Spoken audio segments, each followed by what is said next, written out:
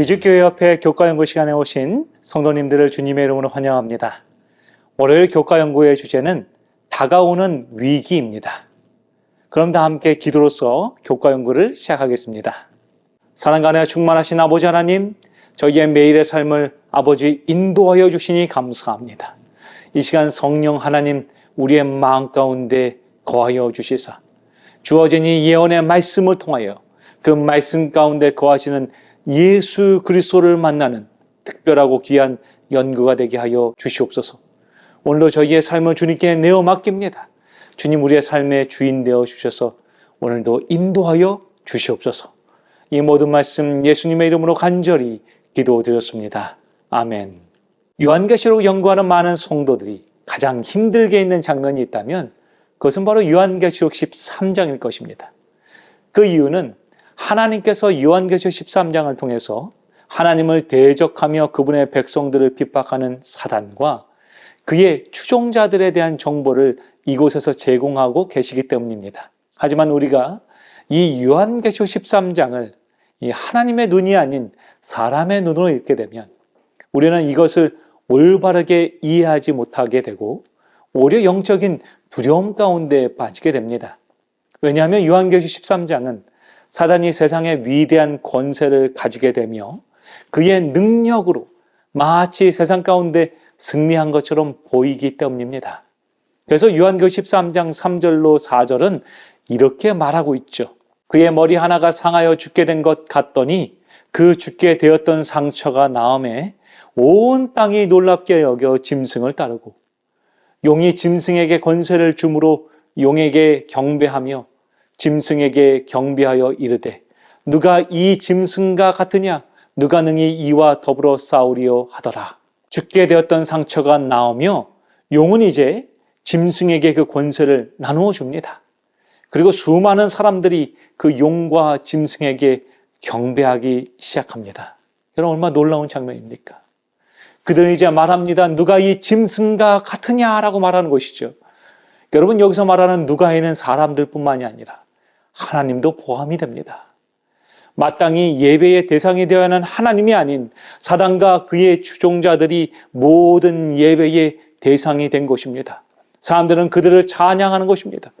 그리고 하나님을 신실히 믿고 말씀 가운데 서 있는 성도들을 향한 큰 박해가 시작되는 것이죠. 우리는 이 시간을 종교 암흑시대라고 말합니다. 이 기간은 전 유럽이 로마 카톨릭의 절대적 권세 아래 AD 538년부터 AD 1798년까지 무려 1260년간 지배당했던 기간을 의미합니다. 이 기간 동안 교황은 교회뿐 아니라 세속의 권세까지 좌지우지하는 막강한 존재가 됩니다. 또한 교황은 하나님의 이름을 빙자하여 일으킨 십자군 전쟁과 마녀 사냥을 일으켜서 종교 재판소를 설립하고 수많은 사람들을 이단자로 몰아서 학살합니다. 여러분 이처럼 기독교를 향한 핍박과 박해는 예수님의 십자가 고난 이후에 사단의 권세 아래에서 끊임없이 자행된 것을 우리는 기독교의 역사를 통해서 쉽게 발견할 수 있는 것이죠. 특히 고대 아테나 고라스에 따르면 기독교인이 박해를 받은 원인이 이 황제 숭배를 거부했기 때문이었다라고 말하고 있습니다. 이는 로마 제국의 수호신이라고 믿고 있던 황제에 대한 숭배를 거부하는 것은 그 로마 제국의 안녕을 위협하는 반국가적인 행위와 마찬가지로 여겨졌기 때문입니다. 그래서 자연히 로마의 재난이 발생했을 때마다 기독교인은 비난의 대상이 되었으며 사자들의 밥이 되었던 것이죠. 특히 우리에게 잘 알려진 네로 황제의 기독교 박해 기간은 국가가 기독교를 무분별하게 박해해도 된다라는 당위성을 제공하였다는 데서 그 의미를 발견할 수 있습니다. 네로 황제가 통치하던 주후 64년에 네로는 로마에 발생한 대화재 사건의 원인을 기독교인들에게 돌린 후에 극심하게 박해하기 시작합니다. 당시 일반 시민이 기독교에 대한 부정적인 견해를 가지고 있었기 때문에 네로는 자연스럽게 이 로마의 대화재 사건을 기독교인들에게로 돌려버릴 수 있었던 것입니다. 그러나 로마의 대화재 사건은 한 인간의 광적인 잔악성을 충족시키기 위해서 자행된 무자비한 사건이었음을 우리는 역사가들을 통해서 알 수 있습니다. 특히 타기투스의 연대기에는 당시의 박해의 장면을 이렇게 묘사하고 있습니다. 그리스도인은 짐승의 가죽으로 싸서 개들에 의해 찢기우기도 하고 십자가에 못 박혔다. 혹은 화형이 되어 해진 후 밤을 밝히는 일에 이용되기도 하였다. 네로는 그 광경을 위해 자신의 정원들을 개방하고 자신은 기수에 복장을 하고 사람들과 어울리거나 아니면 마차를 몰고 다녔고 그동안 서커스에는 쇼가 공연되었다. 그러므로 가혹하고 본보기적인 형벌을 받기에 마땅한 범죄자들이라 할지라도 사람들 사이에 동정심이 생긴 것은 사실상 그 일이 공중의 선을 위해서 행해지는 것이 아니라 한 인간의 광적인 잔악성을 충족시키기 위해 그들이 죽어가고 있는 것으로 보였기 때문이다. 여러분, 이처럼 예수 그리스도를 믿는다는 이유만으로 수많은 사람들이 벗겨지고 찢겨지며 때로는 불에 태워지고 아무런 이유도 모른 채 가족과 이별하며 고난 당했던 것입니다. 그래서 베드로는 그의 사랑하는 성도들에게 믿음 가운데 있는 그의 믿음의 성도들에게 이렇게 편지합니다. 베드로전서 4장 12절로 13절은 이렇게 말합니다. 사랑하는 자들아, 너희를 연단하려고 오는 불시험을 이상한 일 당하는 것 같이 이상히 여기지 말고 오히려 너희가 그리스도의 고난에 참여하는 것으로 즐거워하라. 이는 그의 영광을 나타내실 때에 너희로 즐거워하고 기뻐하게 하려 함이라. 베드로는 지금 너희가 기도함으로 그들 앞에 닥친 불시험을 피할 수 있다라고 말하지 않습니다. 그는 핍박과 환난으로 떨고 있는 성도들의 시선을 이 땅이 아니라 그들의 영원한 땅인 하늘로 옮깁니다. 그는 말합니다. 우리 주님의 영광이 나타나실 그때에 우리는 참된 기쁨을 얻게 될 것이라는 것입니다. 그러나 오늘 당하는 고난에 참여함을 찬양하는 백성이 되라고 그는 말하고 있습니다. 여러분, 이처럼 초대 교회가 가졌던 고난과 중세시대에 있었던 그러한 고난과 이제 요한계시 13장은 또 다른 박해의 시간이 우리에게 있다라고 말하고 있죠. 요한계시 13장 16절에 17절은 이렇게 말하고 있습니다. 그가 모든 자, 곧 작은 자나 큰 자나 부자나 가난한 자나 자유인이나 종들에게 그 오른손에나 이마에 표를 받게 하고 누구든지 이 표를 가진 자 외에는 매매를 못하게 하니 이 표는 곧 짐승의 이름이나 그 이름의 수라. 지금 하나님께서는 사단의 마지막 박해는 경제적인 제재가 포함된 박해라고 말하고 있습니다. 그래서 말하고 있습니다. 이 짐승의 표는 끔찍한 박해의 사슬의 마지막 고리인데 이 표를 갖지 못한 자는 매매를 하지 못하게 되며 끝까지 거부하는 자는 결국 초대교회 성도들이 그랬던 것처럼 종교 암흑기의 기독교인들이 그러했던 것처럼 핍박과 고난과 죽음이 있을 것이라고 예언하고 있는 것이죠. 사랑하는 믿음의 성도 여러분, 얼마나 두렵고 떨리는 예언입니까? 성경은 하나님을 온전히 믿는 성도들에게 박해는 피할 수 없는 것이라고 말하고 있죠. 특히 디모데후서 3장 12절은 이렇게 말합니다. 무릇 그리스도 예수 안에서 경건하게 살고자 하는 자는 박해를 받으리라. 또한 요한계시 16장 2절은 이렇게 말하고 있습니다.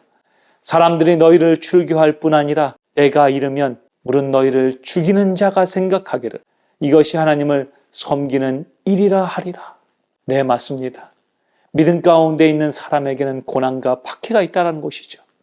하지만 사랑하는 성도 여러분, 요한계시 13장을 읽는 성도들은 반드시 한 가지를 기억해야 합니다. 그것은 바로 어두움이 깊을수록 아침은 가깝다라는 사실입니다. 우리는 어두움을 두려워할 필요가 없습니다. 그 이유는 영원한 어두움은 존재하지 않으며 이 짙은 어두움 속에서 하나님의 빛은 더욱 아름답게 빛날 것이라는 것입니다. 그렇게 요한계시 14장의 어두움이 더욱 짙을수록 요한계시 14장의 복음의 빛은 더욱 밝게 빛나게 되는 것이죠. 하나님께서는 때로 우리의 삶 속에서 이러한 어둠들을 허락하십니다. 하나님은 우리의 삶 속에 고난이 없다라고 말씀하지 않으십니다. 하나님은 그 고난 중에서도 그 어두움 가운데서도 함께 하시겠다라고 약속하시죠. 그분은 마태복음 28장 20절에서 우리에게 이렇게 약속하십니다. 내가 너희에게 분부한 모든 것을 가르쳐 지키게 하라. 볼지어다 내가 세상 끝날까지 너희와 항상 함께 있으리라 하시니라. 또한 우리 주님은 마태복음 10장 22절에서 이렇게 말씀하십니다. 또 너희가 내 이름으로 말미암아 모든 사람에게 미움을 받을 것이나 끝까지 견디는 자는 구원을 얻으리라. 아멘. 성경의 수많은 선조들이 그러하였듯이, 초대교회의 성도들 그리고 중세시대의 성도들이 그러하였듯이 마지막 때의 성도들도 고난 가운데 있을 것입니다. 그러나 우리 주님은 다니엘의 사자굴에 함께 거하셨던 것처럼 오늘 우리의 삶의 고난 가운데서 함께 하시겠다라고 약속하신 것이죠. 여러분, 이 말씀이 오늘 여러분의 소망이 되길 소망합니다. 그렇게 히브리서 13장 6절과 8절의 말씀은 오늘 이 마지막 시대를 살아가는 우리의 간증이 반드시 되어야 합니다. 그러므로 우리가 담대히 말하되 주는 나를 돕는 이시니 내가 무서워하지 아니하겠노라. 사람이 내게 어찌하리오 하노라. 하나님의 말씀을 너희에게 일러주고 너희를 인도하던 자들을 생각하며 그들의 행실의 결말을 주의하여 보고 그들의 믿음을 본받으라. 예수 그리스도는 어제나 오늘이나 영원히 동일하시니라. 사랑하는 미주교회 성도 여러분, 우리 주님은 어제나 오늘이나 영원히 동일하신 분이십니다. 그 주님이 오늘 우리에게 약속하십니다. 세상 끝날까지 그 고난의 순간에도 함께 하신다는 것입니다. 그렇게 우리가 해야 할 것은 짐승의 세력과 앞으로 닥쳐올 박해를 두려워하는 것이 아닙니다. 오늘도 함께 하시며 내일도 함께 하실 그 주님을 온전하게 바라보는 것입니다. 그렇게 할 때 우리 주님은 이 어두움의 끝에서 비치는 참된 빛을 발견하게 하실 것입니다. 교과책 153페이지에 우리에게 이렇게 말합니다. 하나님의 백성은 경건한 순종의 삶을 산다. 그들 주변의 모든 것이 흔들릴 때에도 그들은 주님의 은혜로 굳건히 서 있다. 세상이 짐승을 따르는 동안 그들은 어린 양이 어디로 인도하든지 따라간다. 그들은 그리스도의 능력을 힘입어 그들을 대적하는 음부의 권세를 이긴다. 여러분, 얼마나 놀라운 약속입니까? 우리는 우리의 능력이 아니라 그리스도의 능력으로 승리하게 될 것입니다.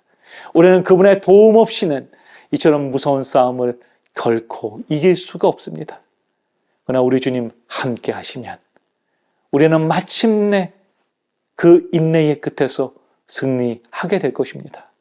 그렇게 할 때 우리 주님 우리에게 말씀하신 그 승리의 언약을 지키실 것입니다.